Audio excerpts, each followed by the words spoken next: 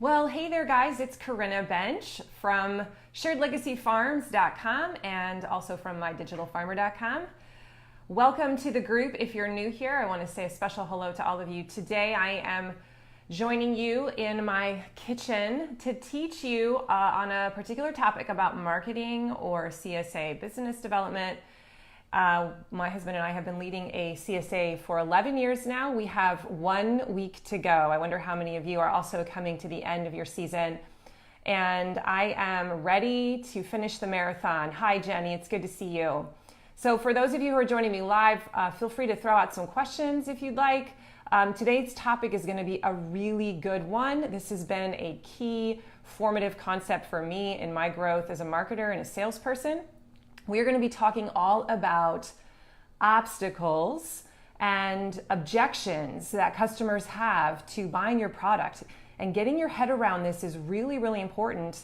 And it's also, I think, a pretty easy fix. Once you identify what they are and you figure out some countermeasures, you will see a big difference in your conversions. So I want to start out by telling you a story. Some of you may not know this, but I used to be a backpack guide. And that was about 15, 20 years ago now. And I would take groups of high school kids out for week-long hikes in the Rocky Mountains. And there was one particular week where we went out onto the trailhead. We started hiking. My guide and I, we had 8 kids in our group, I think. And we got about halfway through the day. And we got to a point where we had to cross a stream as part of the hike. And the stream was really high. The waters were rushing high. There had been, I guess, some glacial melting. This was early on in the season. And so spring rains and all that. So we were not expecting that. And my co-guide and I, we walked around. We were looking, is there a way to cross? Is there maybe a tree that's fallen? We can kind of go off trail a little bit to try and get over this. We could see the other side. We even speculated whether one of us could go in at a time, just carry everyone's packs on our back, and we would just really be super cold and get all wet. We tried lots of different solutions, but there just wasn't a way to get across that river crossing. And at the end of the day, we ended up having to turn around and call in on our walkie-talkies to home base and ask them, what's another solution? How do we get to our ultimate destination? We ended up having to actually make quite an adjustment, but we did figure it out, but it set us back quite a bit. But that is a kind of a good metaphor for today, because that was an example of an obstacle, an objection. We had a goal, we had a purpose, we had a journey we were going to go on, and we had every intention of getting there. And then a roadblock came in, a speed bump slowed us down, and we couldn't get to where we wanted to get to. In the end, we did, but for many people, they may have just turned around. If they hadn't been, backpack guides like us, they might have just turned around and said, well, I'm going back to my car and I'm not going to do this hike. So in your farm business, there are people who are starting the process with you, who are being led down this journey by you, learning about your product, warming up to your brand, and they get to a point where you finally pitch them. And you think that they're going to say yes. They may even have told you in person, oh yeah, I'm going to sign up for your CSA. And then for whatever reason, they don't. Does that happen to you? And then you get so frustrated. Oh man, I remember in my first years, that would happen a lot. I would go and do all these coffee talks and go to libraries and different home groups, and we would talk about the program with people, and they would give me assurances that, oh, I think I'm going to do this. And then they wouldn't follow up. And I just felt so frazzled and deflated by it. And it wasn't until much later that I understood that there were many other variables that were working on that person in that moment. So what's happening there? Why are people stopping in the process? What's causing them to bottleneck and turn around and head back down the trailhead? So there are many reasons, but one of the biggest reasons why this is happening is because they're experiencing a very common thing in the buying cycle. They're experiencing a speed bump known as objections in the marketing world. This is called the concept of customer objections. So here's some examples of objections that might be going on, that I know are going on in some of my leads from my vegetable CSA. Okay, here's one. my husband's a really picky eater. I just don't think this is going to work for us. Okay, that's kind of a mindset objection. Here's another one. What? $410? That's way too much money. Okay, that's another example of an objection. Another one would be, what if I waste so much? What if I'm going to waste it? I just know I'm going to waste that food. I'm not going to eat all that. Okay, so those are some examples of things that go through people's heads that make them put the brakes on and say, whoa, whoa, whoa, whoa, not sure. You know, and they were all gung-ho, emotionally ready in the moment, and then they start thinking about these other thoughts. They have these roadblocks that come up and stop the process. They're just not ready yet. And one of the reasons this happens is because you have not, as the marketer, have not dealt with the objections on the front end. So you're not going to be able to overcome everyone's speed bump. Or there are some people who legitimately should not be in your CSA, and I've always taken that stance. But there are some who would be a great fit who are stopping because they're running into these myths, these mindset issues, these other questions that they have, and they don't find answers, and so they're just like, well, I'll put it off till later. So I want to share a story with you, a buying experience. I've shared it before. Last winter, it was Christmas time, and I was trying to think of things to buy for my kids, and I really wanted a foosball table. Like, we've been talking about a foosball table for a while. We had just come from a state park vacation where they had one, and we played a lot, and we had a blast with our kids, and I thought it'd be really great to have a foosball table. So I started researching it, and I went online. I did a lot of research, checked out all the different kinds that there were, and I was looking at the prices, and I was reading the reviews, and I'm like, okay, I think I know which one I want to get. I put it in my cart even, and then I walked away. I was like, I better think about this. And the more I thought about it, the more I was like, oh, I just don't know if it's going to fit. Okay, so it wasn't that I wasn't excited about a foosball table. It wasn't that I had a problem with the price. It was like the dimensions. Like, I have a small farmhouse, and I just got to thinking, where would this go? And it would take over like a third of my living room that I wouldn't be able to use for anything else. And I really thought about that, and that was the objection for me. And in the end, that was such a powerful objection that I abandoned the cart, and I did not end up purchasing it. We still don't have one, even though I really, really want to have one in the house somewhere. Okay, so customers are going to have objections to your CSA product. This is totally normal, especially if it's a big ticket item. So you should expect this. But you should not just stand idly by and do nothing about it. There are some proactive countermeasures that you can put in place. They're going to do a lot to help people overcome those objections.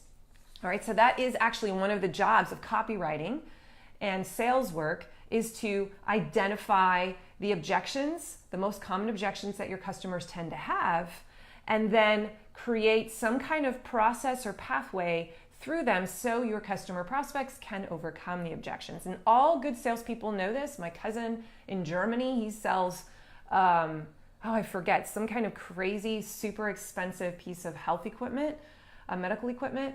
And he even talks to me about this, like that he has to know what the common objections are for his customers. And he talks about those in his sales pitches before he even, as he warms them up, before he even talks to them about price. He knows the problems they're going to have, and he's starting to address them. Your customer is not going to move forward until you deal with those objections. All right. So when I first learned this concept a couple of years ago, this was not like, well, it was kind of an aha moment. Like, it makes sense when I talk to you about it, right? You're like, well, yeah, of course, people are going to have objections. But I hadn't ever really thought about how I, as a marketer, as a business owner, needed to create a process, an education process within my sales process that would educate them and would help them overcome the objections. And once I learned that, it was like this light bulb going off for me, like, oh, now I know what to talk about. Now I know what kinds of content to create, what kinds of videos to make, what kinds of things to write about in my emails as I'm trying to pitch them, things to talk about as we meet face to face and talk about CSA. If I know what the objections are, I'll just talk about them I'll be really honest about them on the front end. So, as a result of me identifying this key principle, I began to spot what are those frequently asked questions and problems that people have, and let me create some systems and some processes and some answers so that I kind of grease the wheel, and it's really, really made a difference. Really made a difference. So today we're going to talk about how you can identify those objections in advance, and then how you can create some kind of a process to deal with them. It's going to actually help your prospects convince them that they need to keep moving forward, and they're going to feel comfortable doing so. Okay, so my goal by the end of this training is to give you a few practical ideas too. I want this to be really actionable for you, so that you can just knock down those roadblocks really easily. Okay, so here are some different types of objections. I'm going to run through this kind of fast. General types of objections. And remember, people, when they first start looking into CSA, they are going to go into research mode. That is part of the buying process. They will begin to research and look into it and go on your website, ask people questions, maybe even Google CSA. All right. And one of the types of objections that you're going to run into, that many customers run into, not just in agriculture, but when they're shopping for anything, is that there's not enough of the right information on your website. Okay. So that's just a general, I'll go into this in more detail, but not enough of the right information on your website, on your key marketing assets. So are you answering the questions that your customer actually has? Not the questions you have or that you think they have, but the ones they actually have. Are those the questions you're answering on your website? Okay. They can't find what they're looking for on your website. They get exhausted, they get frustrated, so they just give up. Okay. The second one would be confusion, just general confusion over the buying process or the plan. Like, what are the steps to doing business with you? Sometimes people can't figure that out when they come to their website. There's so much information there, overloaded. Maybe they can't even find the buy button. You know, it's like, where am I even supposed to click to begin this relationship with my farmer? Or which share type should I choose? There are so many options. I know we've been guilty of that big time in our original website. It wasn't clear. Like, wait, I have to buy a vegetable share to get a fruit share, and wait, what? But how many different vegetable shares are there? And there's like 5 sizes? I'm so confused. You know what I mean? Like, that can just be overwhelming. You give somebody too many choices and their brain shuts down. Okay, so just confusion over how you explain the plan. What do you want them to do next? And sometimes they just want you to give them stones in the creek, right? Like, tell me what to do next. And if that's not clear, that's an objection for them. Like, I don't know what you want me to do. I don't understand how this works. I'm walking away. Being unclear about the full offer that you're providing. Like, they can't figure it out. I get that you're giving me a box of vegetables. What else? If you trying to talk about a lot of other things and there's just too much information and they're just not clear about the offer. Okay.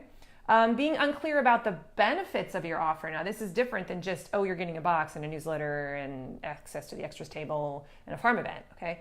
This is how's your life going to change? What's the benefit? Why is this better than something else? So if someone can't get their head around that, sometimes they'll walk away as well. So will it really offer them the transformation that they're seeking? Now, remember, I've talked about this a lot before, that people don't just come to buy your product. They're not just trying to meet a physical need. They don't just want calories. They're coming to buy from you for an internal need, right? And so you need to figure out, are the benefits as you're describing them speaking to that transformation that they're looking for, whatever it is. Another reason is that they're just not connecting with you. They come to your website, or they just don't feel like there's empathy there. They don't know, like, and trust you. They haven't developed a relationship with them enough for them to feel like, I'm ready to go to the next level. Okay. So that can be a roadblock and an obstacle for people. You haven't minimized the risk. So especially with CSA, high ticket items are risky. So what have you done to minimize the risk for the customer? That can be a big barrier. Things like, I know this is going to sound silly, but in e-commerce, something as simple as doing free shipping or free shipping on all returns. Like, do you see how offering that, so many people do that now that it's almost like if you go to a shopping cart and someone doesn't offer that, it's like, well, what if I don't like it? Now I'm going to have to pay to return it too. So that's kind of one way that some companies will overcome this kind of objection. Another one would be, just, are you hiding anything from me? Like, are you being really transparent? What's behind the curtain here once I finally sign up? So just that kind of shifty feeling that some people might have. And just mindset blocks is the last one. These are just kind of general categories of objections. So I wrote a few down here. Like, these are just myths mindset myths that people have lived with their whole lives, that they learned as a child. They don't even realize they have them, but they're keeping them from buying. So I wrote a few down, like food should be cheap. Okay, that's just a mindset that for some reason everybody has that in their head, at least in America. And so when they see something that's a lot, there's a little bit of friction, like, really? I should pay that much for a tomato? Or, oh, I'm not going to be able to change how my family eats. Like, there's just this rock in their head, like, no, there's no way I'm going to be able to do that. And so when you're offering this product that seems to say that you can do that, they don't believe you. All right, so those are mindset blocks. So those are just the general categories of the types of obstacles that people might face. Now, here's what I do when I began this process to try and figure this out for my own farm. Step one for me, and step one for you is what I want to encourage you to do. Get out a piece of paper with your business partner. If it's just you, just grab a piece of paper. You're going to probably spend about a half an hour doing this. And it's just a blank piece of paper. And your first step is going to be to identify the top 5 objections that your current customers had or have, okay? The top 5. There might be more, but just pick like 5. If that's too many, then do 3. And jot them out, brainstorm them, okay? So here are some ways that you can figure out what those might be. This is really easy. What are the most frequently asked questions that you get from people? Now, this should be fairly easy for you. If you've been doing business for a while, you know there are certain questions that people always ask you over email before they buy, or when they're talking to you at the market. You can probably list them on one hand. So write those down. Those are legitimate questions. You need to know what those are, because those are hangups for people. Those are questions they need answered before they're comfortable and ready to buy from you. So every business is going to have different ones that are unique to them, but there probably are some general similarities in the CSA model, at least in the vegetable CSA model. There are going to be some patterns that emerge. So I just quickly jotted down a few for myself. These are some of my most frequently asked questions. What if I don't like what I get in my box? Do I get to choose? What's going to be in my box? What can I expect? Do I have to pay all at once? So a whole bunch of questions about payment. Gosh, even half, if you're asking me to pay half, that's a lot to pay. Is there another way I could break down my payment structure? I'm going to waste food. I'm worried I'm going to waste food. Am I going to really eat everything in that box? Are you organic? Are you really organic? What does that mean? Another one that I wrote down was, I don't know how to eat all of this food that you grow. I don't know if I'm going to like some of this stuff. And that kind of goes back to the waste question, but just feeling like, well, I don't think I eat half the stuff you grow, so will I like this product? Can I get out of it? That was another question I wrote down. What if I don't like it? Can I get out of it? What if I'm out of town and I can't pick up my box? Okay, are you tracking with me? Are some of these questions, if you have a question that's like frequently asked for you, you can write it down in the comments. I'd love to see what they are. So just jot down a whole bunch of questions, and then I want you to pick out just 5. I mean, you can handle all of them if you want, but just at least start with 5. And the second thing that you can do to kind of get at this is to survey your customers. So you can actually contact your customers that you have right now, your longtime members. I did this early on a couple years ago. I telephoned a lot of people, and I literally asked them about what was it like when you first joined, and what were some of your hangups, and what were some of the problems you had, and in the buying process, why were you hesitating at first? Did you hesitate at first? And I got some feedback from that, like why it took them as long as it did to actually sign up. So you can survey some of your current customers who are with you to get some insight into what it was, what were these roadblocks that stopped them or made them pause at least for a minute. But you can also survey customers that don't end up buying, and reach out to them with a survey or an individual email and say, hey, I saw that you didn't sign up. I just wanted to ask, seriously, no pressure, but I'm just kind of curious, what was it that held you back? I would just love to know. And you will see some patterns that emerge, all right? And some of those patterns are things you won't be able to fix. We're a kind of CSA that's just put a flag in the sand, and we're going to be a CSA where you get what you get and you don't get upset. We're not going to customize the box. We may down the road, but right now we're not. And so when someone says that back to us, we're like, all right, you're not our customer avatar, and that's okay. But if it's something else that I can fix, I want to know about that, because that may be symptomatic of what other people are going through, and I want to grease those wheels, right? I don't want to have that happen. Okay, so you're going to write these down. You're going to write down these kind of your top 5 based on what you found out in your surveys and just brainstorming your frequently asked questions, okay? Then step 2 is for you to look at these questions and you create content around these objections. I'm going to give you a ton of examples here of things that I have done. So video content. So you can begin to do education at the top of the funnel on your Facebook page or on your YouTube page, or you can even link up a video inside an email, okay, that handles these objections. So let me give you an example for us. The what's in your box question, we actually we were so sick of getting that question that we made a video and we showed at a pickup site, here's what a half share looks like, here's what's inside, we took everything out. Here's what a full share looks like, here's what's inside, we took everything out. Here's what an extras table looks like, boom. Okay, so now in a matter of 2 minutes, we have answered that question visually for people. And we have it on our YouTube page, but we link it up in our sales sequence when we write emails, so that people will find that and be able to watch that. Hopefully that will answer the question for them. You could also deal with these objections in your email sales sequence. So if you stick with me long enough on this page, you're going to learn a lot about how I feel email is still a really, really valid way of communicating with people. It's kind of the workhorse right now for me in terms of finding leads. And I create it's probably 10 emails long. So once a person gets tagged as an email lead, they download something from mine that shows me they're interested in a CSA.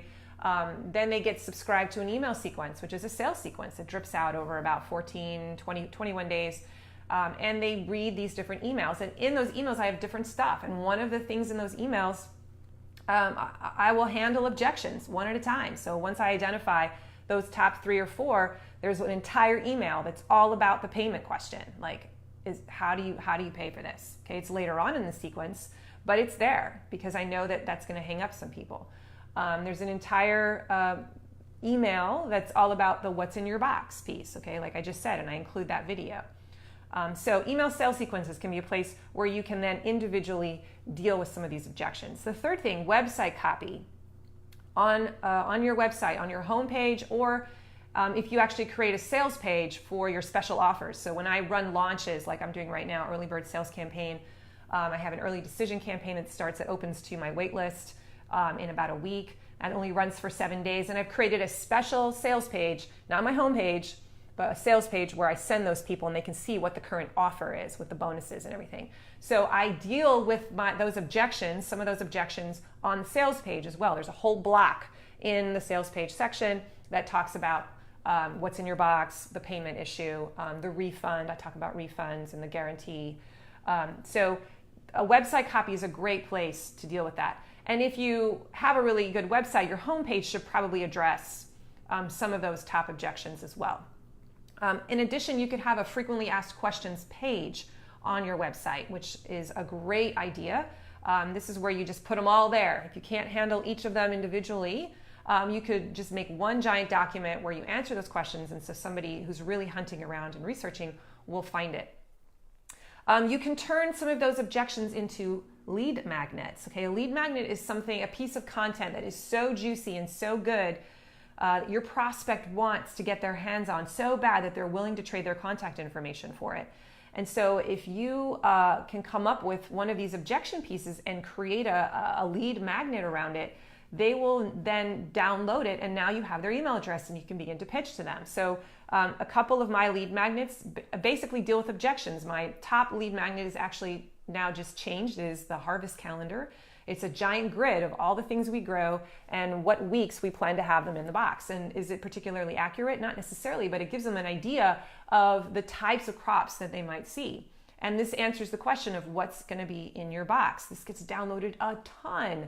And so this was a lead magnet. I created this lead magnet out of this to deal with this objection, and it's been very effective. Another lead magnet idea is the 6 questions you should ask before you join CSA. I have it as a document, but I've actually just switched to a 3-part video series where I walk people through these 6 questions, and that's actually performing better than my PDF document.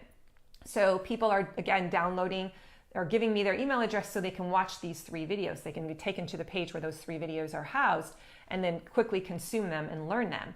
And so I am answering that objection for them. Is this going to be a good fit for me? Am I going to like this? Okay. Another content piece that you can create around objections would be testimonials, okay? So if you can videotape or get one of your current customers to write a testimonial for you that specifically references an objection that they had, that they were worried about before they joined, but that after joining it completely went away. Like if the copy in that testimonial talks about one of those objections, wow, that is like a gold mine. And you can then use that. You can put that inside an email sequence. You can put a testimonial on your website. You can, again, just put it on a Facebook post and your social media sites. So another way to use objections and turn it into content that's going to end up greasing the wheels and overcoming them for someone. Someone's going to watch that and they're going to identify. They're going to be like, hey, that customer's just like me. I'm feeling those same things, but they're not having a problem with it.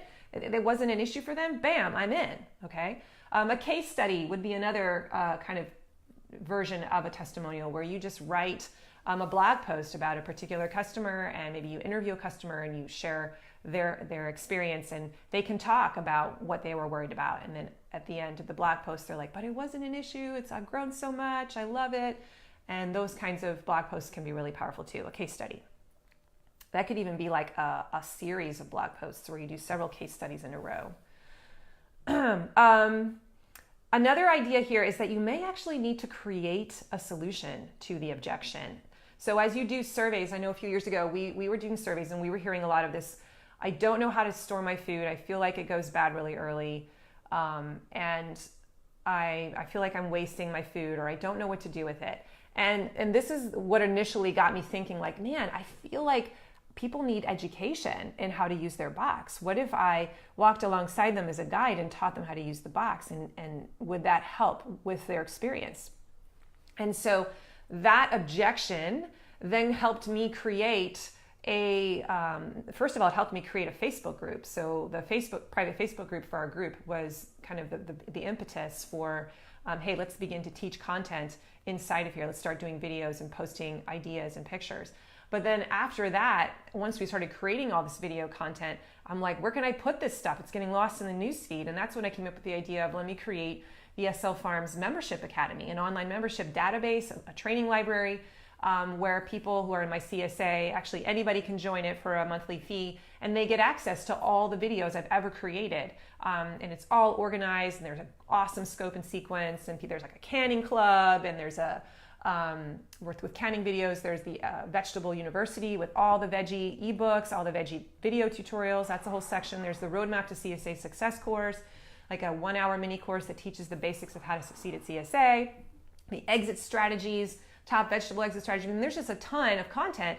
And that was a product that I essentially created, a solution I created to help deal with this objection.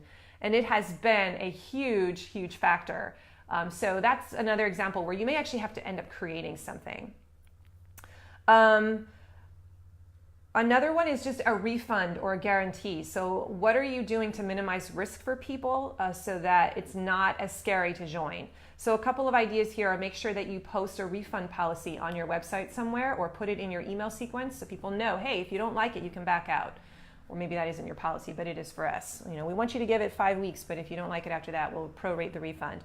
That is CSA Right For You lead magnet is also kind of a way to get at this guarantee piece. Like we basically tell them we want this to be a fit for you, and if it isn't, then we'll let you out. Trial memberships are another great example of this. So a sampler box has been our way around this. Like we give people a 4-week sampler, and the way we want to kind of spin it is, we want you to try this out, see if you like it. And then, this is a big one, this next one. Actually give them your recommendation of what you think they should buy. So I noticed one of my common questions that I got from people was, should I do the half share or the full share? I don't know which one's right for me. I got this question so often that I finally started putting it on my website. Half share, most popular. In my email sales sequence, I was like, 90% of our customers get the half share. If you're on the fence, get the half share. Like, I told them what to buy. So if you're one of those CSAs that has a ton of stuff in your product suite, like you have 4 or 5 different sizes of vegetable boxes, and then 3 different add-on shares, where it's a little confusing and overwhelming for someone just stepping in, they're like, I don't know which one's right for me, then one of the things that you should definitely do, you should create content around, you should just tell them what to get. Be like, listen, if you're a beginner, this is what I recommend. Most of our beginners get this. And just simplify the process. Make the decision for them. They will thank you for it, okay? They just want to be told what to buy. So create that plan for them. Say, step 1, I want you to do this. Step 2, I want you to do this. Step 3, I want you to do this. That's actually a part of the StoryBrand framework, being clear about your messaging. A lot of people will abandon the cart or will stop the buying process because they're just not clear what the next step is.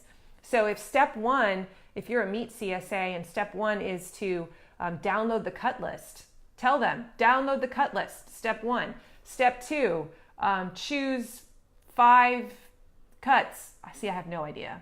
I'm going to do a separate mini training later on today, breaking down how this works in a sample CSA. But what's step 3? Buy. Step 4, enjoy your meat for the rest of the year. Okay, so like break it down, show them the steps.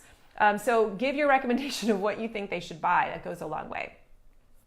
And then what is the transformation that you're promising?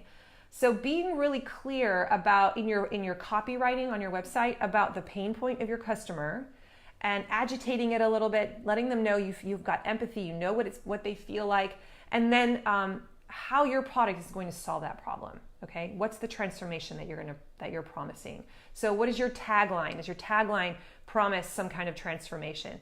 Are your emails, you can write these kinds of emails copy and talk about transformation. And finally, step 3, once you've listed all of these different ideas for content, then you actually need to pick a few and execute. I would not recommend doing them all. You're going to blow your brain up, okay?